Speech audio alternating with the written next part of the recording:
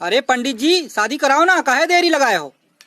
मंडलम मंडलम पुंडरीकं शयनम दुल्हन दुल्हन सुमनम चाह चाह परे रहो मेरा दूल्हे परे रहो।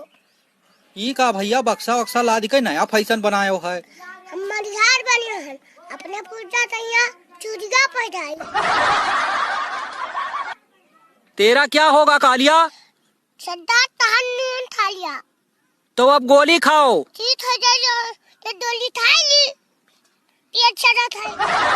बाबू भैया बहनी लोग हमारे वीडियो बहुत देता था पति दिया लाइन नहीं देता था क्या बात है टप्पो टप्पो ये लाइन नहीं दिया तेरा मालिक।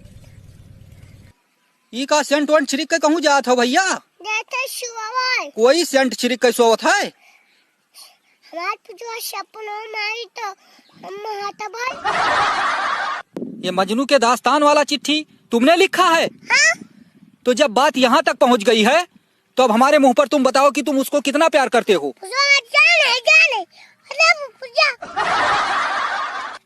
क्या हुआ? आज लगता है तुम्हारे ससुराल वालों ने फिर से धो दिया तुमको क्या? बंदूक डोली मार दे तुम्हारा क्या मतलब है कि उस लड़की को अपनी बहू बना लूं? ऐसा नहीं हो सकता है, मैं उसको अपनी बहू कभी नहीं बनाऊंगा। पूजा ना जी पाऊंगा।